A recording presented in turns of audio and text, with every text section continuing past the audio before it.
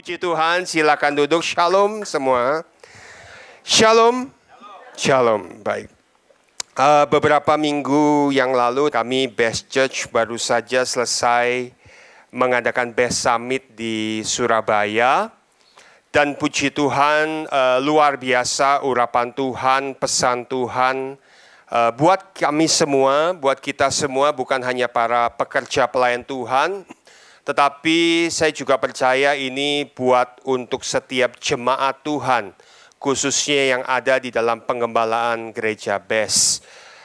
Ada beberapa poin yang nanti saya akan coba bagikan sedikit, yaitu kita bicara selama ini, yaitu program 30 tahun ya. Mungkin jemaat Tuhan Best Church sudah tahu pada saat kita mulai di Best Singapura ini tahun 2006, Tuhan memberikan satu program, yaitu program 30 tahun, yaitu minggu yang berkualitas untuk kita lakukan, untuk kita kerjakan. Siapapun kita, jemaat Tuhan, pekerja, pelayan, profesional, bisnismen, ibu rumah tangga semuanya, bahwa kita melakukan 30 tahun, yaitu minggu yang berkualitas untuk Tuhan.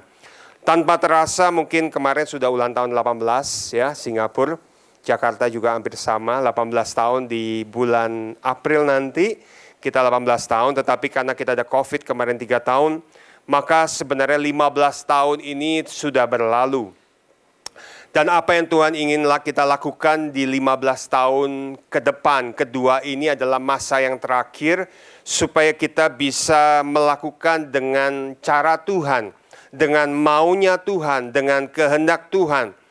Sebab di dalam waktu kita melangkah 15 tahun pertama, pasti banyak kesalahan juga, banyak hal-hal yang kita mungkin lalai, kita tidak sengaja, maupun juga yang mungkin kita tidak mau kita lakukan, tetapi itu terjadi banyak sekali, sehingga banyak hal-hal yang kita lakukan. Tetapi 15 tahun kedua ini, artinya bahwa Tuhan kembali memberikan kita kesempatan untuk kita melakukan apa yang menjadi mau Tuhan.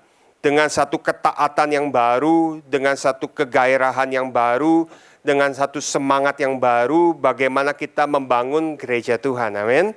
Artinya bahwa fondasi yang Tuhan sudah berikan dan juga sudah dilakukan oleh para senior-senior kita, ya, yang sudah menanamkan fondasi itu, artinya itu tidak berhenti di sana, tetapi ada satu generasi yang Tuhan akan berikan, satu generasi yang Tuhan akan berikan kekuatan yang baru, Tuhan akan berikan urapan yang baru, sehingga para generasi ini akan bekerja sama dengan generasi yang awal yang membangun gereja Tuhan ini, ya, seperti Musa dan Yosua. Artinya 15 tahun ke depan ini adalah satu kesempatan bagaimana kita berkarya untuk Tuhan. Bagaimana kita berjalan sesuai dengan kehendak Tuhan. Amin. Karena itu ada urapan yang baru yang Tuhan akan berikan di dalam kehidupan kita. Ada beberapa ayat yang menjadi satu pedoman buat kita jemaat Best Church untuk kita kerjakan, untuk kita ingat selalu. Yaitu pertama di Hagai 2 ayat 16-18. Ya, Hagai 2 ayat 16-18, saya akan bacakan demikian firman Tuhan. Kamu telah pergi melihat, ya ini BIMK ya, versi BIMK nanti karena di bahasa Indonesia banyak, ada TSI, ada terjemahan baru, TB, dan BIMK. Artinya hampir sama tapi semua. Ini versi daripada BIMK, Hagai 2 ayat 16-18, kamu telah pergi melihat timbunan gandum dan menyangka akan mendapatkan 200 kg gandum. Tetapi ternyata hanya ada 100 kg. Kamu pergi untuk mencetak 100 liter anggur dari tong anggur, tetapi yang ada hanya 40 liter. Ayat 17, aku telah menurunkan angin panas dan hujan batu untuk menghancurkan segala hasil ladangmu. Tetapi kamu tak mau juga kembali kepadaku. 18, pada hari ini tanggal 24 bulan 9, fondasi rumahku selesai diletakkan. Perhatikanlah apa yang akan terjadi mulai saat ini. Saya lanjutkan terlebih dahulu di ayat 19 dan 20, terjemahan baru. Perhatikanlah mulai dari hari ini dan selanjutnya, mulai dari hari yang ke-24 bulan ke-9, mulai dari hari diletakkannya dasar bait Tuhan, perhatikanlah. Apakah benih masih tinggal tersimpan dalam lumbung? Dan apakah pohon anggur dan pohon ara, pohon delima dan pohon zaitun belum berbuah? Mulai dari hari ini aku akan memberi berkat. Artinya Tuhan akan memberi berkat bagi setiap para umat Tuhan, para pekerja Tuhan, pelayan Tuhan, kalau dia meneruskan setiap bangunan yang Tuhan sudah letakkan dasarnya. Artinya bahwa apa yang sudah diletakkan di dalam dasar batu ini, kita harus meletakkannya dengan rapi, tersusun dengan rapi, dengan baik, dan lain sebagainya. Saya teruskan terlebih dahulu, kemudian di 1 Raja-Raja 6 ayat 7, ini adalah firman yang menjadi pedoman kita supaya di tahun 15 tahun kedua ini, terus kita pegang di dalam hati kita, terus kita taruh di dalam hati kita. Amin. Ya, sehingga ini menjadi satu pedoman. 1 Raja-Raja 6 ayat 7. Pada waktu rumah itu didirikan, dipakailah batu-batu yang telah disiapkan di penggalian, sehingga tidak kedengaran palu atau kapak atau sesuatu perkakas besi pun selama pembangunan rumah itu. Di 1 King 6 verse 7 itu berkata, when the house was being built, its stone was made ready at the quarry, and no hammer, axe, or tool of iron was heard in the house while it was in building. Artinya bahwa pada saat membangun itu, batu-batu itu tersusun rapi karena sudah dikerjakan terlebih dahulu. Sehingga ini seperti kayak Lego mungkin ya, saya ibaratkan. Pada waktu dibangun itu cuma tinggal ditaruh, diletakkan, dan dibangun dengan rapi, dengan indah, dengan bagus, dan lain sebagainya.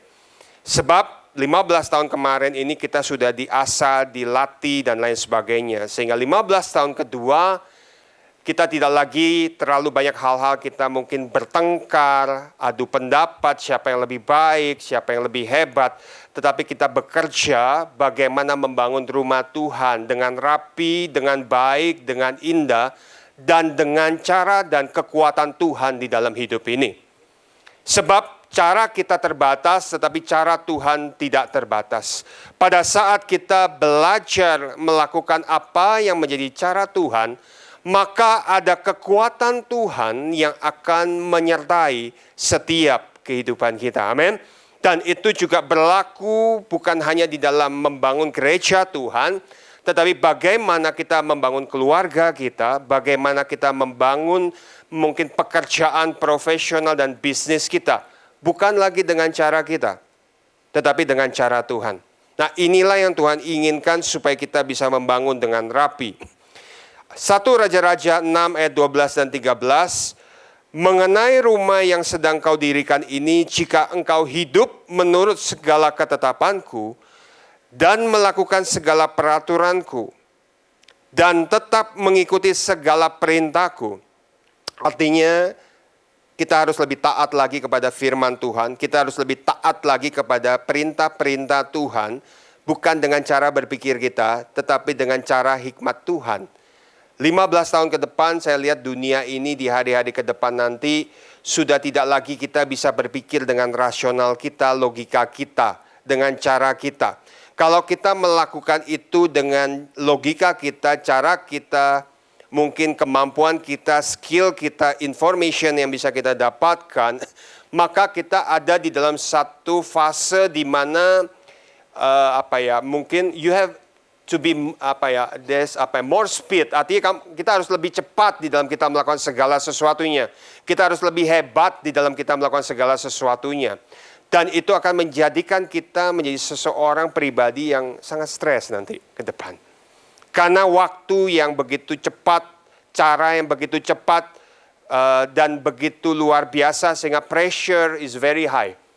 Dan itu menjadikan satu stres dan akhirnya kita tidak bisa mendengar suara Tuhan, cara Tuhan. Nah, inilah cara-cara saya lihat bagaimana iblis akhirnya menjebak kita. Memang kelihatannya baik supaya kita bisa melakukan segala sesuatu yang lebih baik, lebih cepat dan lain sebagainya. Tetapi kita lupa bahwa cara Tuhan adalah cara yang terbaik di dalam kehidupan ini. Amin. Cara Tuhan adalah cara yang sempurna. Bagaimana kita membangun di dalam gereja Tuhan dan di dalam kehidupan kita.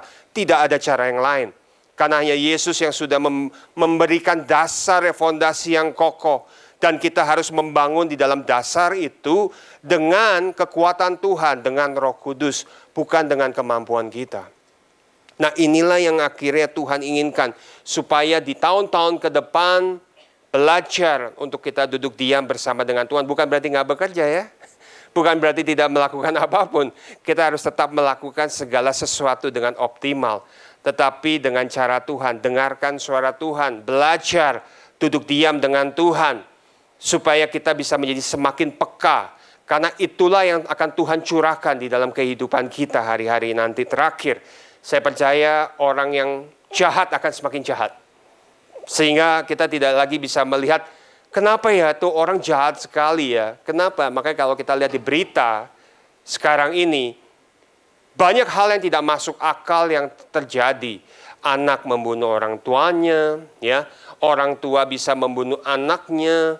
Kemarin di Jakarta mungkin ada satu keluarga terjun bersama di lantai 28. Mereka mengikatkan satu dengan yang lain dan mereka terjun.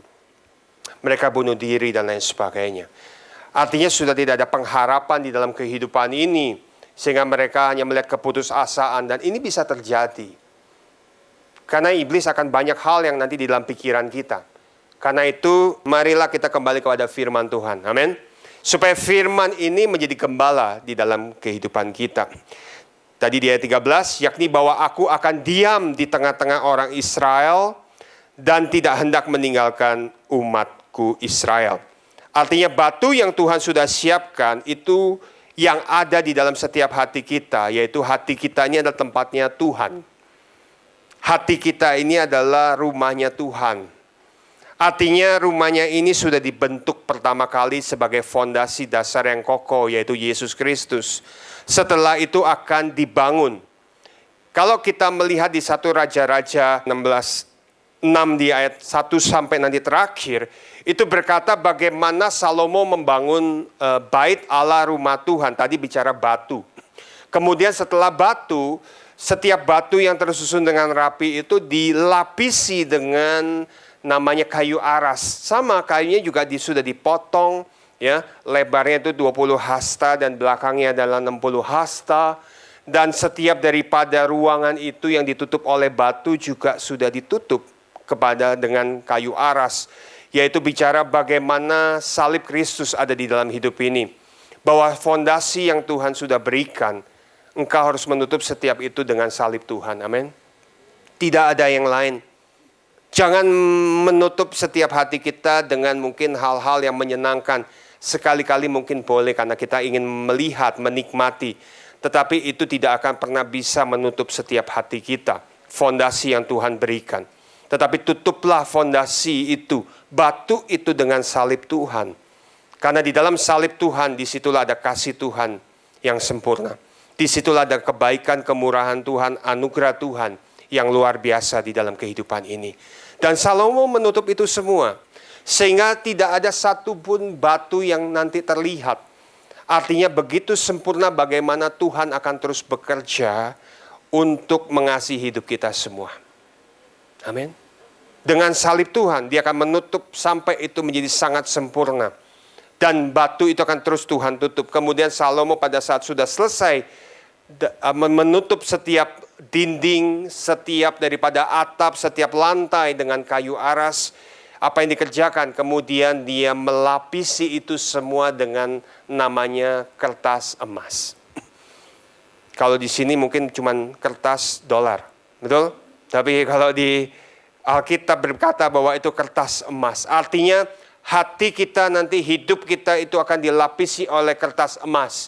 Ya, bukan dolar ya. Artinya bahwa apa? Tuhan ingin membuat hidupmu berharga di mata Tuhan. Emas berkata bahwa Tuhan ingin membuat hidupmu murni di hadapan Tuhan. Semakin hari engkau mengiring Tuhan dengan tulus, dengan cinta daripada Tuhan. Sehingga hidupmu akan dibuat bernilai dan berharga. Amin.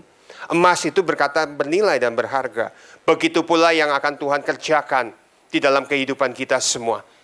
Tuhan akan mengerjakan segala sesuatunya di dalam hidup ini. Dan engkau akan menjadi bernilai dan berharga di mata Tuhan. Karena itu maka Salomo terus melapisi segala sesuatunya. Ya. Dan saya ringkas sedikit bahwa setelah mereka sudah dilapisi batu itu dengan kayu aras, dilapisi semua dengan emas kertas yang begitu indah. Kemudian Salomo mulai membangun satu ruangan, yaitu ruangan Maha Kudus. Kenapa ruangan Maha Kudus itu ditaruh kalau kita bicara 60 hasta, mereka ditaruh di dalam yang paling belakang, bukan artinya kamar paling belakang. Tetapi bagaimana Tuhan ingin mengerjakan setiap ruangan daripada hati kita. Dari depan, dari tengah, sampai yang paling dalam. Tuhan mengetahuinya. Artinya Tuhan mengerjakannya. Sehingga ruangan Maha Kudus itu diletakkan di 20 hasta yang ketiga. Yang paling dalam. Artinya Tuhan ingin mengisi hati kita. Hati yang terdalam. Yang hari ini mungkin kosong. Tetapi Tuhan ingin mengisinya. Dengan cinta Tuhan, kasih Tuhan. Setelah dibuatkan ruangan daripada ruangan Maha Kudus itu, maka mulai diletakkanlah tabut perjanjian. Dan di dalam tabut perjanjian itu ada namanya serubim. Ya, kalau kita lihat yang dua itu ya. Malaikat sayap, yang dua sayap itu. Apa? Dua sayap itu memenuhi sayap itu besarnya yaitu 10 hasta dan 10 hasta. Artinya Roh Kudus itu memenuhi setiap ruangan daripada hati kita. Tuhan mengerjakan tetapi Roh Kudus memenuhi setiap daripada hati kita. Tidak ada satupun yang tidak dipenuhi oleh Roh Kudus. Dan apa yang Tuhan kerjakan? Serubim itu kalau kita lihat Hakim berkata bahwa dia dari ujung sayapnya sampai ujung sayapnya itu dipenuhi oleh serubim itu. Artinya, mungkin hati kita sesak, sulit, susah. Tapi ingat, Roh Kudus sedang menahan. Amin. Roh Kudus sedang menahan bahwa jangan sampai ada kekecewaan di dalam setiap hati kita. Roh Kudus sedang menahan, serubim itu sedang menahan. Dan itulah yang Tuhan sedang kerjakan di dalam kehidupan ini. Karena itu hari ini, jangan lagi engkau tidak percaya kepada Tuhan. Amin. Jangan lagi engkau tidak melihat bagaimana cara Tuhan bekerja di dalam kehidupan ini. Tetapi Tuhan senantiasa berjalan dan bekerja di dalam kehidupan ini. Dan itu yang akan dilakukan terus sampai kehendak Tuhan terjadi di dalam kehidupan ini. Karena itu akhirnya Salomo sudah selesai membangun di dalam setiap hati ini. Ya, Tuhan juga sedang membangun di dalam hati ini. Karena itu Tuhan juga mengingatkan kepada kita. Kita buka terlebih dahulu di Mazmur 24 ayat 3 sampai 5. Sehingga bagaimana supaya hati kita ini terus Tuhan isi dan Roh Kudus ada di dalam setiap kehidupan kita. Mazmur 24 ayat 3 sampai 5. Siapakah yang boleh naik ke atas gunung Tuhan? Siapakah yang boleh berdiri di tempatnya yang kudus? Orang yang bersih tangannya dan murni hatinya, yang tidak menyerahkan dirinya kepada penipuan, dan yang tidak bersumpah palsu. Dialah yang akan menerima berkat dari Tuhan, dan keadilan dari Allah yang menyelamatkan dia. Ini juga ayat yang menjadi satu pedoman untuk 15 tahun ke depan, supaya kita menjaga setiap hati kita untuk tulus, untuk murni, mengiring Tuhan. Kalau kita bekerja, bekerjalah dengan tulus. Jangan terpaksa. Bekerjalah dengan tanggung jawab yang baik. Baik itu pekerjaan kita yang ada di dalam dunia, maupun terutama pekerjaan kita yang Tuhan sudah percayakan di dalam gereja Tuhan. Janganlah melakukan dengan terpaksa. Sebab Tuhan melakukan itu semua dengan cintanya Tuhan, dengan sayangnya Tuhan, dengan kasihnya Tuhan. Dan siapakah yang boleh naik ke atas gunung Tuhan, artinya bisa berjumpa dengan Tuhan, sehingga kita bisa mendengarkan perkataan Tuhan. Ingatlah, orang yang tulus dan murni hatinya. Buat hatimu semakin hari semakin murni bersama dengan Tuhan. Amin. Sama kayak tadi lagi dilapisi oleh kertas emas oleh Tuhan. Artinya tuh hidupmu sedang dibuat Tuhan semakin hari semakin bernilai. Semakin hari semakin berharga di hadapan Tuhan. Dan juga nanti akan di hadapan manusia. Tetapi yang terpenting adalah di hadapan Tuhan. Tetapi juga ingat, hari-hari ke depan ini adalah hari-hari yang jahat. Sehingga banyak orang yang nanti akan mulai berpikir melakukan segala sesuatunya dengan cara dunia. Sebab mereka akan semakin putus asa, mereka akan semakin desperate. Sehingga mereka berkata bahwa kalau kita tidak menipu, maka kita tidak akan bisa berhasil. Kalau kita tidak menjelekkan atau kita tidak curang, maka kita tidak akan bisa sukses dan lain sebagainya. Sehingga cara-cara dunia akan mulai masuk di dalam pikiran kita. Terlihat baik. Tetapi kita sebagai anak-anak Tuhan harus tetap berpegang teguh kepada Tuhan. Amin. Amin. Meskipun seolah-olah tidak adil. Seolah-olah kita diperlakukan tidak adil. Seolah-olah kita melakukan dengan susah payah, tetapi dengan hasil yang sedikit. Tetapi ingat tadi firman tadi yang pertama. Karena Tuhanlah yang akan memberikan berkat di dalam hidupmu. Dengan cara Tuhan. Bukan dengan cara manusia. Bukan dengan logika kita. Karena itu, belajarlah supaya hatimu tetap murni bersama dengan Tuhan. Tanganmu bersih. Artinya bersih itu bukan cuci tangan pasti bersih, ya. Tapi kayak Pontius Pilatus karena dia tidak mau disalahkan maka dia cuci tangan. Ya, tetapi tanganmu harus bersih. Lakukan segala sesuatunya dengan tangan yang bersih. Jangan menjelekkan orang, jangan memfitnah orang, jangan menjatuhkan orang. Belajar sama seperti Tuhan di dalam kehidupan kita. Senantiasa membangkitkan semangat di dalam kehidupan ini. Senantiasa mempunyai perkataan-perkataan yang membakar setiap jiwa kita. Hal yang sama itu yang Tuhan titipkan di dalam hati kita. Amin. Sehingga buat di tahun-tahun ke depan, tangan kita semakin bersih. Amin. Amin. Meskipun sulit, tapi buat tangan kita bersih. Karena pada saat tanganmu bersih, maka Tuhan menyertai di dalam hidupmu. Pada saat tangan kita bersih, maka ada kekuatan Tuhan, hikmat Tuhan di dalam setiap kehidupan itu. Dan itulah lebih daripada cukup di dalam kehidupan ini. Amin. Karena kalau tidak, maka hidup kita akan semakin hari akan semakin binasa. Kita akan masuk di dalam rencana dunia, kita hanya ikut melakukan dengan cara dunia. Tanpa kita sadar, kita menjadi binasa. Karena itu, belajar supaya kita bisa menerima berkat dari Tuhan dan keadilan dari Allah. Poin kita yang pertama, setelah tadi kita belajar bagaimana Tuhan mengerjakan, bagaimana kita melakukannya.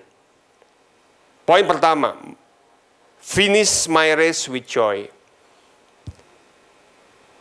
Mencapai garis finish di dalam sukacita Tuhan. Artinya apapun tadi yang kita kerjakan, belajar mengucap syukur, bersukacita di dalam Tuhan. Amin. Amin. Mana muka-muka sukacitanya? Apa terus mencari jawaban dari Tuhan?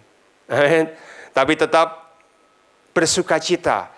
Ini hidup adalah race. Kita harus mencapai garis finish. Amin. Baik di dalam pekerjaan, di dalam keluarga, di dalam pelayanan. Ini adalah sebuah race. Kita harus finish the race. Tapi finish the race bukan dengan kemarahan. Finish the race bukan dengan kekecewaan. Finish the race bukan dengan iri dengan orang lain. Tapi kita harus finish the race with joy. Kita buka terlebih dahulu di Kisah Para Rasul 20 ayat 24. Tetapi aku tidak menghiraukan nyawaku sedikit pun asal saja aku dapat mencapai garis akhir dan menyelesaikan pelayanan yang ditugaskan oleh Tuhan Yesus kepadaku. untuk memberi kesaksian tentang Injil kasih karunia Allah. Ya, kalau ini bicara tentang tidak menghiraukan nyawa bukan berarti nekat, ya akhirnya nggak apa-apa kok mati, dan bukan seperti itu, ya. Tetapi di sini juga dikatakan kalau di Kisah Para Rasul 20:24 di Firman Allah yang hidup versionnya berkata seperti ini. Tetapi apalah artinya hidup ini? Apalah artinya hidup saya ini? Jika saya tidak melaksanakan pekerjaan yang ditugaskan oleh Tuhan Yesus. Artinya menghiraukan nyawa itu seperti itu. Kita boleh melakukan segala sesuatu, mungkin pekerjaan kita hebat, profesional kita hebat. Kita mempunyai sesuatu yang hebat. Tetapi firman Tuhan mengatakan, apalah artinya jika kita memiliki itu semua, tetapi kita tidak melakukan apa yang menjadi tugas kita yang sudah Tuhan percayakan untuk kita kerjakan. Kita boleh menikmati itu semua. Tapi pada akhirnya, apalah artinya itu semua? Nah, inilah yang Rasul Paulus ingatkan. Supaya pada saat kita berjalan di dalam apapun pekerjaan kita, kita bisa finish the race yang well. Kita bisa finish race ini dengan joy. Meskipun di tengah-tengah itu mungkin ada kegagalan, mungkin ada suatu kejadian sakit, kecewaan, difitnah, ditinggalkan, dan lain sebagainya. Tetapi tangan Tuhan tetap menyertai. Tangan Tuhan tetap memberikan anugerah itu. Makanya ada satu kesaksian, katanya di salah satu hamba Tuhan yang sudah melayani 50 tahun, dia ditanya, bagaimana mensummarize daripada pelayanan pekerjaan Tuhan di dalam 50 tahun? Dia bilang, saya hanya bisa summarize 3 kata. Difficult, sulit, ya. Hard, difficult. Kedua, impossible. Impossible. Dengan resources yang kita punya, dengan kemampuan, impossible sebenarnya. Tapi tahu yang ketiga apa? It's done. Amin. Berikan dulu kepada Tuhan. It's done. Meskipun itu difficult, impossible, but it's done. Tuhan akan selesaikan bersama-sama dengan kita. Amin. Amin. Karena itu engkau harus menjalankan pertandingan ini dengan joy. Amin. Try to smile. Let's smile. Saya lihat muka-mukanya tegang semua loh. Padahal saya nggak tegang loh, sebenarnya smile ya. Tapi muka saya memang bawaannya seperti ini, ya. Artinya bahwa finish our race with joy. Taruh itu di dalam hati kita, meskipun hari ini masih ada masalah yang harus kita hadapi, ya. Mungkin pekerjaan, keluarga, kesulitan, keuangan, hutang dan lain sebagainya. But do it with joy. With smile. Amen. Karena Tuhan tidak pernah meninggalkan kita. Dan Tuhan tidak pernah membiarkan hidup kita. Sehingga hari ini engkau yakin bahwa Tuhan bersama-sama di dalam hidupmu. Di dalam version English di New King James Version yang tadi Act 20 ya, verse 24. But none of these things move me. Artinya mungkin sulit, kesusahan, dan but nothing, none of these things move me. Artinya membuat kita akhirnya keluar daripada apakah Tuhan ada nggak sih? Apakah Tuhan benar-benar berkenan nggak sih, berhadir nggak sih? But no. Tuhan ada di dalam hidup kita. Tuhan Yesus ada di dalam setiap hati kita. Tuhan Yesus sudah memilih hidup kita. Bagian kita adalah bagaimana kita belajar mengenal jalan-jalan Tuhan. Supaya semakin hari kita mulai mengerti apa yang menjadi rencana dan kehendak Tuhan buat kita semua. But none of these things move me, nor do I count my life dear to myself. Artinya, kadang kita seringkali merasa menderita karena kita terlalu sayang dengan diri kita. Sehingga kita menjadi egois, kita mulai memperhatikan diri kita harusnya yang lebih nyaman, lebih baik, dan lain sebagainya. Tetapi Rasul Paulus mengajarkan, "Not do I count my life dear to myself, so that I may finish my race with joy." Amen. So I may finish my race with joy, and the ministry which I received from the Lord Jesus, to testify to the gospel of the grace of God. Artinya supaya hidupmu menjadi saksinya Tuhan. Amin. Dan kau membawa kemuliaan untuk Tuhan. Sehingga kau mengalami satu kesulitan, kesusahan, itu akan menjadi satu kesaksian bagaimana Tuhan bekerja di dalam setiap hidupmu. Sehingga hari ini pada saat kau berjalan, do it with smile, do it with joy. Sehingga pada saat nanti kita finish our race, kita akan finish our race with joy. Poin terakhir, yaitu poin kedua. Peace above the storm, artinya damai sejahtera yang mengatasi setiap badai di dalam hidup ini. Badai boleh ada. Sebab di dalam badai pun engkau bisa berjumpa dengan Tuhan. Amin. Tuhan Yesus itu hadir di dalam badai. Tapi jangan cari badai. Amin. Kadang manusia ini suka cari masalah. Ya. Yang gak ada masalah, cari masalah. Ya. Artinya jangan mencari problem. Tetapi kalau badai itu hadir pada saat kita sudah sungguh-sungguh mengiring Tuhan, mengikut Tuhan. Kita belajar untuk kita jalan dengan Tuhan. Belajar untuk kita berjalan bersama dengan Tuhan. Sebab Tuhan menyediakan damai itu di dalam hidup ini. Saya percaya Tuhan sekali-kali tidak pernah meninggalkan. Itu satu hal yang saya kesaksian sedikit bahwa beberapa tahun yang lalu Tuhan kembali panggil saya di dalam satu mimpi bahwa bagaimana saya harus mulai berjalan kembali bersama dengan Tuhan. Saya seperti anak yang hilang, yang kembali yang Tuhan temukan, dan saya mengucap syukur karena Tuhan masih memilih, Tuhan masih memanggil dan lain sebagainya. Meskipun banyak hal-hal yang di dalam perjalanan saya mengecewakan Tuhan, tetapi bagaimana Tuhan senantiasa mengasihi setiap kehidupan kita semua, amin. Jadi tidak ada pernah kata terlambat, dan saya percaya itu yang Tuhan kerjakan di dalam kehidupan saya.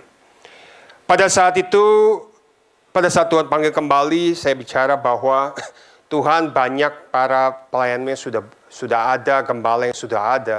Tapi Tuhan cuma berkata bahwa gembalakanlah domba-dombaku. Ya, jika engkau tidak mau menggembalakan, maka ya singkat kata Tuhan tidak lagi mau bicara dulu. Ya, akhirnya saya belajar taat untuk saya berjalan bersama dengan Tuhan. Ya. Dan lambat laun saya juga nggak tahu kenapa di Jakarta gembala yang begitu banyak kok satu-satu bisa pindah juga. Ya, satu ke Surabaya, satu ke sana dan lain sebagainya. Dan saya melihat bagaimana memang apa yang Tuhan katakan kita harus taat. Karena itu adalah rencana dan bagian Tuhan. Bagian kita adalah kita taat.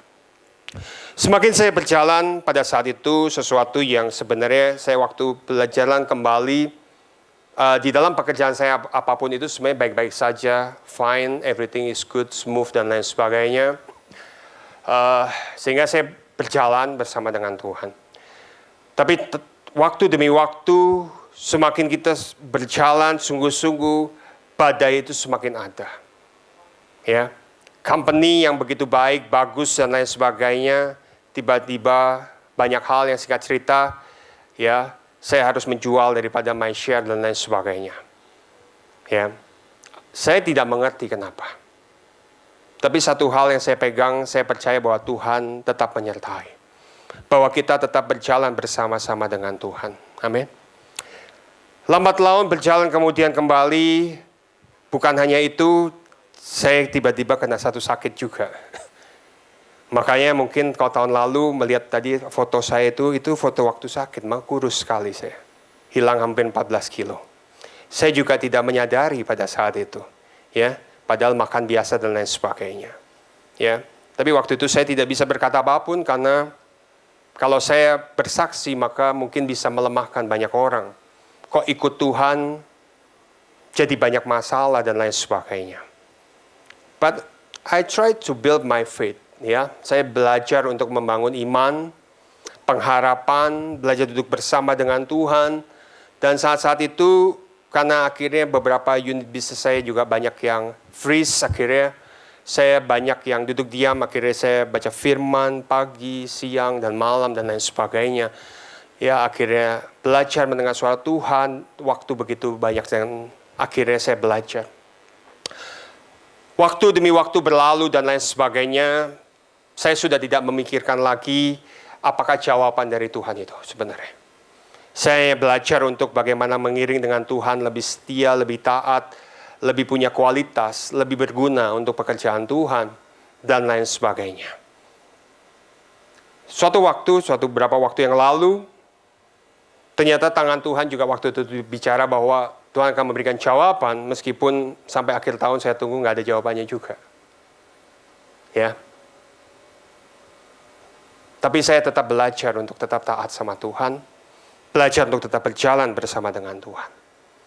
Sampai suatu waktu kemarin di bulan Januari, akhir Februari, out of nowhere, ada beberapa hal yang akhirnya datang. Tapi saya sudah tidak melihat itu sebenarnya sebagai jawaban. Saya hanya melihat itu sebagai penyertaan Tuhan yang sempurna di dalam hidup ini. Amin. Karena bukanlah berkat dan kesembuhan lagi. Ya, sampai hari ini pun saya tahu sakit saya masih sembuh. Tapi selama Tuhan masih memberikan kekuatan, kita harus tetap berjalan. Apalah artinya jika kita hanya menantikan kesembuhan itu, tapi akhirnya kita tidak berjalan? Apalah artinya pada saat kita hanya menantikan berkat yang Tuhan harus ada di dalam hidup kita, tetapi akhirnya kita tidak bisa berjalan? Tapi saya percaya, dan akhirnya saya mendapatkan sesuatu di dalam my field, my business, ya amazing, menurut saya amazing. Why?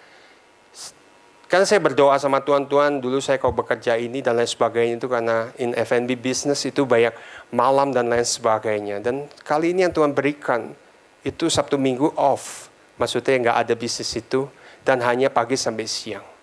Artinya, satu roti yang Tuhan berikan, lebih daripada cukup daripada banyak roti yang kita kerjakan. Karena apa yang Tuhan berkati, itu jauh lebih sempurna dari apa yang bisa kita kerjakan. Karena itu hari ini, marilah kita kembali kepada Tuhan. Meskipun ada badai di dalam kehidupanmu, percaya damainya Tuhan ada di dalam hidupmu. Sebab damai dan kasih itu datangnya dari surga. Apa yang datang dari surga tidak pernah bisa dicuri oleh dunia. Amin. Apa yang datang dari surga tidak bisa diambil oleh dunia kalau kita tidak memberikannya. Dunia bisa mencuri, membunuh dan membinasakan. Tetapi apa yang datangnya dari Tuhan, itu adalah bagian yang Tuhan berikan di dalam hidup ini. Karena Tuhan katakan, damaiku kutinggalkan pada saat Tuhan kembali. Artinya damai itu diberikan Tuhan di dalam hidup ini. Dan damai yang sama itu harus ada di dalam setiap kehidupan kita. Meskipun hari ini masih ada badai di dalam hidupmu, percaya engkau berjalan di atas badai itu. Amin. Engkau tidak perlu memuliakan kesulitanmu, kesusahanmu, kesesakanmu, tapi muliakan Tuhan di dalam hidupmu. Muliakan Yesus yang sudah bekerja di dalam hidupmu, yang sudah menyelamatkan setiap hidup ini. Amin. Karena itu, biar hari ini damai Tuhan itu ada di dalam hidup ini. Kita tutup dengan satu ayat, Efesus 4 ayat 32. Saya undang kita bangkit berdiri, kita akan mengakhiri daripada kebaktian kita. Efesus 4 ayat 32 kita akan baca bersama. 3, 2, 1. Tetapi hendaklah kamu ramah seorang terhadap yang lain, penuh kasih mesra dan saling mengampuni, sebagaimana Allah di dalam Kristus telah mengampuni kamu. Amin. Mari kita tundukkan kepala.